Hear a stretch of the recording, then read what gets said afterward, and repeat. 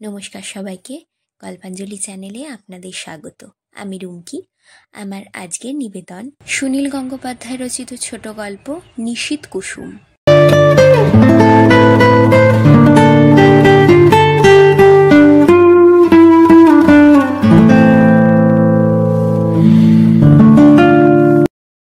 বিরাট জুতোর দোকানের কাছে নাকটা ঠেকালো জুথি। বেশ শীত। এই সময় ঠান্ডা কাঁচ ছুঁতে গা শিরশির করে, একটু আরামও লাগে। পাশ থেকে মনসিজ জিজ্ঞেস করলো, কোন জুতো জোড়া তোমার পছন্দ? আঙুল দেখিয়ে জুথি বলল, ওইটা ওইটা আর ওইটা। 3 জোড়াই? হ্যাঁ, ওই 3 জোড়াই আমার চাই। প্রত্যেক জুতোর সঙ্গে নাম লেখা লেবেল ঝোলানো। মনসিজ ওই 3 জোড়া জুতোর দাম মনে মনে যোগ করল। 122 টাকা 67 পয়সা। মনসিজ পকেটে হাত ঢুকিয়ে গম্ভীরভাবে বলল, ঠিক আছে, কিনে নাও। জুথি চোখ কুঁচকে হাসল। তার পায়ে একজোড়া বেশ পুরনো চটি। সে বলল, যখন কিনবো একসঙ্গে 3 জোড়ার কম কিনবো না, চলো। ওরা কিন্তু জুতোর দোকানে ঢুকলো না। আবার মন্থরভাবে হাঁটতে লাগলো রাস্তা দিয়ে। শীতের মধুর দুপুর, ঝকঝক করছে রোদ। এখন চলার ছন্দে একটা আনন্দ স্পষ্ট অনুভব করা যায়। এবার একটা শাড়ির দোকান। শোকেসের সামনে আবার থেমে পড়ল জুথি। নতুন শাড়ির স্টক এসেছে। চেয়ে থাকলে চোখ জুড়িয়ে যায়। যে কোনো একটার চেয়ে আরেকটার যেন বেশি ভালো। মনসিজ বলল, কোনটা কোনটা? জুথি এবার পছন্দ করলো 5টা। মনসিজ বলল, দেব, সব কটাই কিনে দেব। জুথি বলল, কেন জানি না আজ আমার খুব সাজতে ইচ্ছে করছে।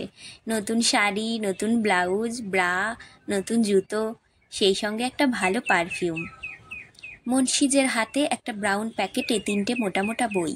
সে প্যাকেটটা জুথির দিকে বাড়িয়ে দিয়ে বলল, এটা একটু ধরো, আমি চট করে একটা ব্যাংক ডাকাতি করে কিছু টাকা নিয়ে আসি। জুথি বলল, তুমি একলা পারবে না, আমিও সঙ্গে যাই। এই বইয়ের প্যাকেটটা দেখিয়ে আমি বলবো এর মধ্যে বোমা আছে। তুমি একটা খেলনা বন্দুক কিনে নাও না। আবার হাঁটতে গিয়েই একজন লোকের সঙ্গে জুথির ধাক্কা লাগলো। লোকটি অস্পষ্টভাবে, মাফ করবেন, বলে দাঁড়িয়ে রইল একটু দূরে। মনসিজ লোকটির দিকে চেয়ে আছে। মনসিজের বিশাল চেহারা, প্রায় 6 ফুট, চওড়া কাঁধ। লোকটি মনসিজকে ভয় পাচ্ছে। সে বলল, দেখতে পাইনি, মাফ করবেন। মনসিজ নরম করে বলল, ঠিক আছে। জুথি মুখ তুলে ঝাঁঝের সঙ্গে বলল, দাঁড়িয়ে আছেন কেন? লোকটি চমকে উঠে দ্রুত পা চালালো। মনসিজ হাসতে হাসতে জিজ্ঞেস করল, তুমি লোকটাকে অমন বকলে কেন? আমরা বুঝতে পারি। কি? কখন হঠাৎ লেগে যায় আর কে ইচ্ছে করে ধাক্কা মারে। ওই লোকটা ইচ্ছে করে ধাক্কা মেরেছিল, ওর ঘাড়টা ভেঙে দিয়ে আসি, এখনো বেশি দূর যায়নি। সেই জন্যই তোকে চলে যেতে বললাম। আমার চোখের দিকে তাকালেই তুমি বুঝতে পারতে, তারপর ওর ঘাড় ভেঙে দিতে। চলো, গঙ্গার ধারে যাব। হেঁটে? হ্যাঁ, হেঁটে, যতই দূর হোক। তোমার খিদে পায়নি? খুব। চলো, ওই পার্কটার কাছে একটা দোকানে ভালো ঘুগনি বানায়, পাউরুটি আর ঘুগনি। দোকানটায় টিনের চাল, চেয়ার নেই, বেঞ্চ। তাতে কি হয়েছে, ঘুগনির স্বাদটা খুব ভালো। আমার আজ ইচ্ছে করছে গ্র্যান্ড হোটেলে গিয়ে খেতে। সবচেয়ে ভালো খাবার, গদিমোড়া চেয়ারে বসে আমি পা দোলাবো, ধপধপে সাদা পোশাক পরা বেয়ারা এসে খাবার দিয়ে যাবে। ঠিক আছে, চলো গ্র্যান্ড হোটেলে। পকেটে কত টাকা? 3.5 টাকা। তাতে কোনো ক্ষতি নেই, বইগুলো ধরো একটু। ব্যাংক ডাকাতি করবে? না, তার দরকার হবে না। বলে বইয়ের প্যাকেট জুথির হাতে দিয়ে মনসিজ কাছেই একটা ঘড়ির দোকানে ঢুকে গেল। একটুক্ষণ অপেক্ষা করলো জুথি। পথচারীরা তার দিকে ফিরে ফিরে তাকায়। জুথি আগে এত সুন্দরী ছিল না। টিভি থেকে সেরে ওঠার পর তার শরীরে, চোখে মুখে একটা লাবণ্য এসেছে। প্রাচীন দিঘির মতো গভীর কালো চোখ। অন্য মেয়ের তুলনায় সেও বেশ লম্বা। আগে তাকে বড্ড রোগা লাগতো, এখন ঢলঢল করছে স্বাস্থ্য। লাল ব্লাউজ ও লাল শাড়িতে সে অগ্নিকন্যা হয়ে দাঁড়িয়ে আছে। এখন তাকে দেখে অনেকেই পতঙ্গ হতে চায়। জুথি গিয়ে ঘড়ির দোকানে ঢুকলো। কাউন্টারের ওপর মনসিজের হাত ঘড়িটা খোলা। জুথি জিজ্ঞেস করলো, কত দেবে বলছে? মনসিজ মুখ না ফিরিয়েই বলল, 70। মোটে একটা ঘড়ির দাম? আমি 90 পেলেই। কখনো না। আহা, এটা দেশি দামি ঘড়ি নয়, HMT second hand. Juthi counter থেকে ঘড়িটা তুলে নিয়ে বলল, বিক্রি করতে হবে না, এসো। দোকানের লোকেরা হতভম্ব। মুন্সিজের আর কিছুই করার নেই, কারণ জুথি ঘড়িটা নিয়ে দোকান থেকে বেরিয়ে গেছে। কাঁচ ঝাঁকানি দিয়ে বেরিয়ে আসতে হলো মুন্সিজকে। জুথি বলল, চলো, আমি ঘুগনিই খাবো। কাল আমি তোমাকে নিশ্চিত গ্র্যান্ড হোটেলে খাওয়াবো। তোমার সঙ্গে দেখা হওয়ার আগেই বিক্রি করে দিয়ে আসবো ঘড়িটা। কাল? হ্যাঁ। কাল আমি বাঁচবো কি না জানি না। ওসব কি পাগলের মতন কথা, তুমি তো একদম সেরে গেছো।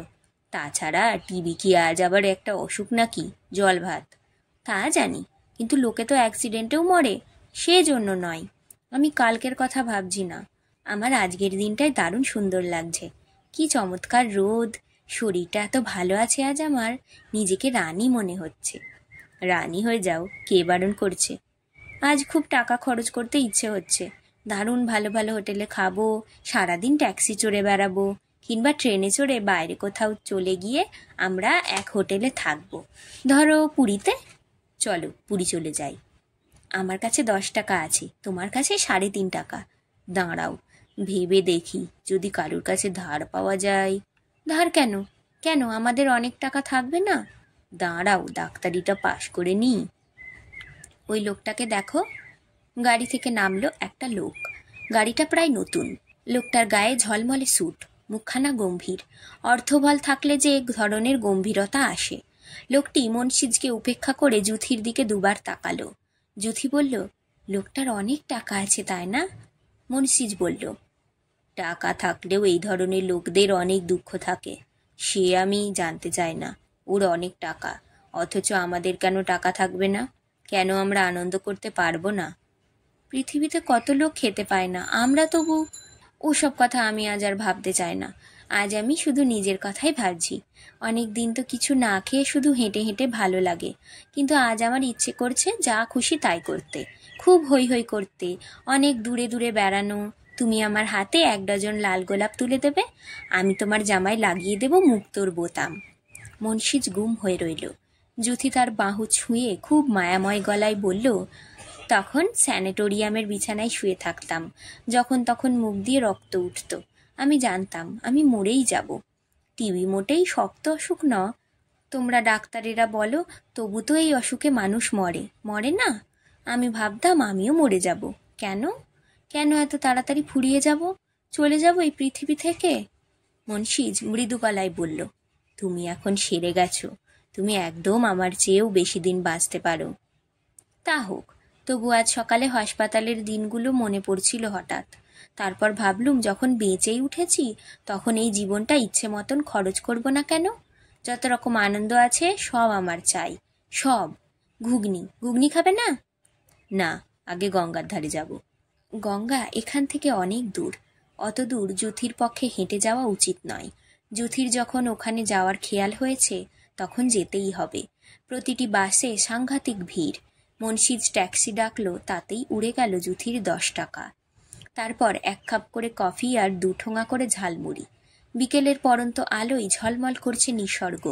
কিন্তু নদীর ধারে বসে জুথির মন আরও খারাপ হয়ে গেল। নদী দেখে তার মনে পড়ছে সমুদ্রের কথা, পুরী কিংবা দীঘা। মুন্সিজের সঙ্গে একটা ঘরে অন্তত একটা রাত্রি। একটু সন্ধে হয়ে আসবার পর গাছের আড়ালে মিশে মুন্সিজ জুথিকে গাঢ়ভাবে একটা চুমু খেলো। জুথি একটুও বাধা দিল না, কিংবা লজ্জা পেল না। সে বলল, আহ আহ, তুমি আমাকে শক্ত করে ধরে থাকো। যদি আর একদিনও না বাঁচি, তবু যেন আজকের দিনটা। মুন্সিজ কিন্তু সরে গেল, গম্ভীরভাবে বলল, চলো। কোথায়? চলোই না। এবার হেঁটে হেঁটেই আসতে হলো। চৌরঙ্গির কাছে মুন্সিজ জিজ্ঞেস করল, যদি আজই পুরী যাই, তুমি যেতে পারবে? এখনো ট্রেন আছে। জুথি বলল, কেন পারবো না? বাড়িতে শুধু একবার বলে যাব যে চন্দনার সঙ্গে বেড়াতে যাচ্ছি। চন্দনাকেও আমাদের সঙ্গে নিয়ে যাব, কিংবা চন্দনা না গেলেও ক্ষতি নেই। মুন্সিজ 2-1 মুহূর্ত ভেবে নিল। সে হস্টেলে থাকে, তার পক্ষে পালাবার কোনো অসুবিধে নেই। মিউজিয়ামের সামনে জুথিকে দাঁড় করিয়ে বলল, তুমি এখন চুপ করে দাঁড়িয়ে থাকো। নিউ মার্কেটে আমার বাবার এক বন্ধুর একটা বড় দোকান আছে। উনি আমাকে ছোটবেলা থেকে চেনেন। একটা কিছু সাংঘাতিক গুল ঝাড়লে উনি 400-500 টাকা ঠিক দিয়ে দেবেন। দোকান বোধহয় এখনো বন্ধ হয়নি। তুমি আমার পেছনে পেছনে এসো না, প্লিজ। বাবার বন্ধু তোমাকে দেখে ফেললে। তা বলে আমি এতটা দূরে দাঁড়িয়ে থাকবো? বুঝছো না, উনি যদি বাই চান্স আমাকে একটু এগিয়ে দিতে আসেন কিংবা বলেন চলো তোমাকে পৌঁছে দিচ্ছি, তাই তোমাকে এতটা দূরে। মুন্সিজ সেই যে গেল তো গেলই। দাঁড়িয়ে দাঁড়িয়ে পা ব্যথা হয়ে গেল যুথির। মুন্সিজ যদি সারা রাতও না আসে, তাহলেও যুথিকে সেখানেই দাঁড়িয়ে থাকতে হবে, কারণ মুন্সিজ কোনো দিন তার কাছে একটাও মিথ্যে বলেনি। সে জানে প্রয়োজনের বেশি এক মুহূর্তও দেরি করবে না মুন্সিজ। লোকেরা তার দিকে ফিরে ফিরে তাকাচ্ছে, দু একজন কাছাকাছি ঘুরঘুর করছে, তাতে ভয় নেই যুথির। এটা কলকাতা শহর, এখনো 8টা বাজেনি। এখানে ভয়টা কি? আরও দু একটা মেয়ে দূরে দূরে দাঁড়িয়ে আছে, ওরাও নিশ্চয়ই অপেক্ষা করছে কারুর না কারুর জন্য। একটা ট্যাক্সি একটু দূরে এসে থামলো, সেটা থেকে নেমে এলো একটা রোগা মতন লোক। আস্তে আস্তে হেঁটে লোকটি যুথির ঠিক পাশে এসে দাঁড়ালো। যুথির পা থেকে মাথা পর্যন্ত দেখলো কয়েকবার। যুথিও দেখলো লোকটিকে। লোকটির মুখে মদের গন্ধ। লোকটি আরো কাছে ঘেঁষে এসে ফিসফিস করে জিজ্ঞেস করলো, যাবে? যুথি লোকটির চোখে চোখ রেখে বলল, কোথায়? লোকটি বলল, ওই যে আমার ট্যাক্সি দাঁড় করানো আছে। যুথি বলল, একটু দাঁড়ান, আমার এক বন্ধু আসছে, সেও যাবে আমার সঙ্গে। বন্ধু? কে বন্ধু? আপনার চেয়ে অনেক লম্বা, গায়ে খুব জোর। লোকটি যেন কেঁপে উঠল, আর একটুও দেরি না করে হনহন করে এগিয়ে গেল ট্যাক্সির দিকে। প্রায় সঙ্গে সঙ্গেই মুন্সিজ এসে পৌঁছলো। সে একটু একটু হাঁপাচ্ছে, দৌড়ে এসেছে তো। ওই লোকটা কে? জানি না তো। তোমার সঙ্গে কথা বলছিল দেখলাম। হ্যাঁ, কথা বলছিল। তুমি এত দেরি করলে? দেরি তো করিনি, গেলাম আর এলাম। ধুত, কাজ কিছুই হলো না। আমার বাবার সেই বন্ধু একটু আগে বেরিয়ে গেছেন। দোকানে একজন কর্মচারী ছিল, সেও আমাকে চেনে। অনেক বুঝিয়ে বললাম, সে আমাকে 40 টাকা দিল। ক্যাশের চাবি তার কাছে নেই। তবু তো অনেক টাকা পাওয়া গেছে। মাত্র এই টাকা নিয়ে পুরী যাওয়া যায় না। তাহলে আমরা ডায়মন্ড হারবার যাই। মুন্সিজ একটা দীর্ঘশ্বাস ফেলল। টাকার কাছে পৌরুষ অসহায়। যুথি নিজে থেকে পুরী যেতে চাইছে, অথচ তার নিয়ে যাওয়ার সামর্থ্য নেই। যুথি বলল, ওই লোকটা আমাকে কি বলছিল জানো? বলছিল চলো। ও কোথায় নিয়ে যেতে চাইছিল আমাকে? মুন্সিজ আবার চঞ্চল হয়ে সামনে তাকালো। ট্যাক্সিটা ছেড়ে গেছে, লোকটাকে আর ধরা যাবে না। মুন্সিজ তিক্তভাবে বলল, হয়তো কোনো হোটেলে অথবা ডায়মন্ড হারবারে, এমনকি পুরীতেও নিয়ে যেতে পারতো। বাহ, বেশ মজা তো। তাহলে তো লোকটাকে আটকালেই হতো, ওকে নিয়েই না হয় আমরা সেসব জায়গায় যেতাম। তুমি পাগল, ও তোমাকে একা নিয়ে যেতে চায়, আমাকে সঙ্গে নেবে কেন? তবু ওকে একবার বলে কয়ে বুঝিয়ে যদি রাজি করানো যেত। যুথি, ন্যাকার মতো কথা বলো না। ওই রকম একটা লম্পটের সঙ্গে আমরা যাবই বা কেন, যে লোক রাস্তাঘাট থেকে মেয়ে ধরে? ওদের কেন অনেক টাকা, কেন আমাদের নেই? আমাদের বুঝি বাঁচতে ইচ্ছে করে না? তোমার যদি অত আনন্দ করার লোভ থাকে, ওই রকম লোকের সঙ্গেই গেলেই পারতে। তুমি আমাকে এরকম কথা বললে? হ্যাঁ বললাম, আমার টাকা নেই, এই আমাদের মস্ত অপরাধ। তুমি যদি চাও, তুমি ওই রকম লোকের সঙ্গে আজ ফুর্তি করতে পারো, আমি কোনো আপত্তি করব না। কি আর আসে যাই, ফুর্তি নিয়ে তো কথা। তুমি আপত্তি করবে না? না। ঠিক আছে, আমি এখানেই দাঁড়িয়ে থাকবো। আর মাত্র 2 মিনিট কথাবার্তাতেই ঝগড়া চরমে উঠল। মুন্সিজ বড্ড গোঁয়ার, সে যুথিকে একা ফেলে রেখে চলে গেল গটগট করে। একটু বাদেই আর একটা ট্যাক্সি থামল। একজন স্থূলকায় লোক তার থেকে নেমে হেলতে দুলতে এগিয়ে গেল। লোকটি বেশ মোটা আর বেঁটে, মাথায় বাবরি চুল। সেও এসে যুথির পাশে দাঁড়িয়ে বলল, কি যাবে? যুথি অন্য কোনো দিকে না তাকিয়ে বলল, হ্যাঁ যাব। কত দূরে? লোকটি পানের রস ভর্তি লালা মুখে বলল, ওই যে ট্যাক্সি। লোকটির সঙ্গে গিয়ে যুথি ট্যাক্সিতে উঠল। ট্যাক্সিটা ছাড়ার পর 10-12 গজও এগোয়নি, আবার থেমে গেল খচাং করে। তার ভেতর থেকে যুথির গলার চিৎকার শুনতে পাওয়া যাচ্ছে। শীতের রাত, তবু রাস্তায় মানুষজন আছে। নারীর কণ্ঠ শুনে ছুটে এলো অনেকেই। যুথি কাঁদতে কাঁদতে বলল, এই লোকটা জোর করে আমার উপর অসভ্যতা করছে। রাস্তার লোকজন সেই বেঁটে মোটা লোকটাকে মেরেই ফেলত। তার মধ্যেই মুন্সিজ এসে ট্যাক্সিটার অন্য দরজা দিয়ে উঠে পড়ে লোকজনকে বলল, একে আমি চিনি, আর কোনো চিন্তা নেই। পথের লোকেরা যুথিকে দিয়ে যাচাই করে নিল সত্যিই সে মুন্সিজকে চেনে কিনা। মুন্সিজ ড্রাইভারকে বলল, আপনি গাড়ি চালান। ট্যাক্সি একটু দূরে যাওয়ার পর মুন্সিজ জিজ্ঞেস করল, একে নিয়ে কি করব? যুথি বলল, একে খুন করে ফেলো, এ আমাকে জড়িয়ে ধরেছিল। মুন্সিজ লোকটার চুলের মুঠি চেপে ধরতেই সে হাউমাউ করে উঠল। প্রাণে মারবেন না দয়া করুন, ছেড়ে দিন, জীবনে আর কখনো। মুন্সিজ লোকটার চুল ঝাঁকাতে ঝাঁকাতে আবার জিজ্ঞেস করলো, জড়িয়ে ধরেছে? আর কি করেছে? কোথায় হাত দিয়েছে? যুথি বলল, ওকে ছেড়ে দাও, ও একটা নরকের কীট, তোমার শাস্তির যোগ্যও নয়। লোকটা পকেট থেকে একটা মোটা মানিব্যাগ বের করলো। আমার সব টাকা নিন, আমাকে বাঁচান। মুন্সিজ প্রচণ্ড এক চর কষালো লোকটার গালে। ট্যাক্সিওয়ালা গাড়ি থামিয়েছে। লোকটা প্রায় আলুর মতো গড়িয়ে নেমে গেল গাড়ি থেকে। ট্যাক্সিওয়ালা জিজ্ঞেস করলো, এবার যাব? মুন্সিজ বলল, আর এক মুহূর্ত এখানে থাকলে আমি ওকে খুনই করে ফেলবো। ট্যাক্সি চলতে শুরু করলো আবার। মুন্সিজ জিজ্ঞেস করলো, তোমার লেগেছে কোথাও? তোমাকে চুমু খেয়েছে? যুথি বলল, না।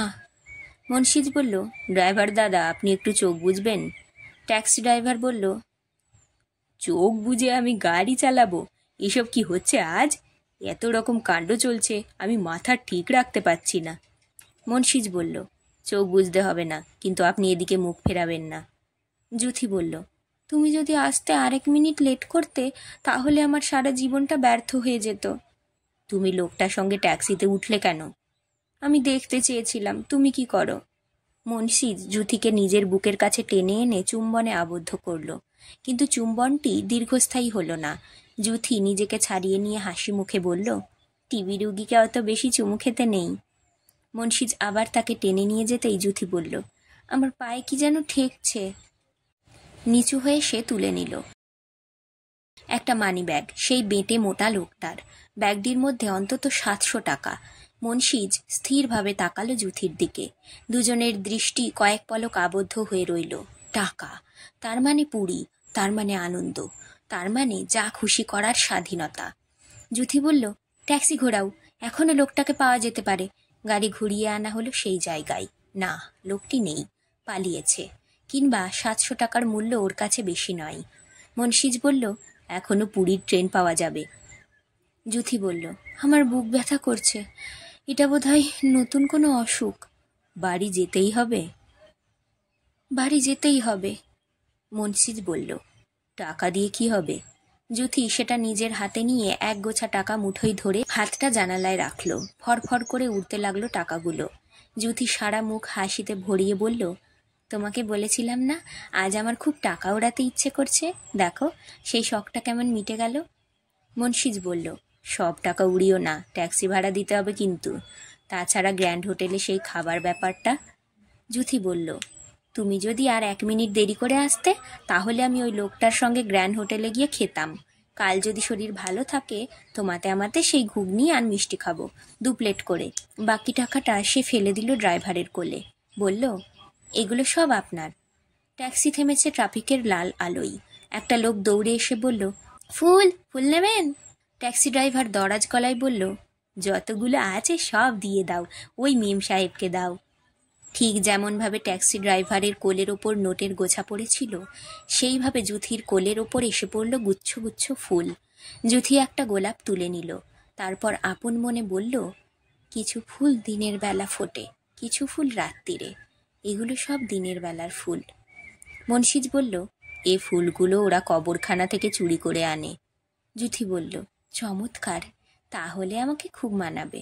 সব ফুলগুলো একসঙ্গে তুলে নিয়ে সে খুব আদর করতে লাগলো। আজকের পাঠ এখানেই শেষ। গল্প পাঠ ভালো লাগলে অবশ্যই একটা লাইক করে দেবেন আর নিজের বন্ধুদের সাথে শেয়ার করে দেবেন।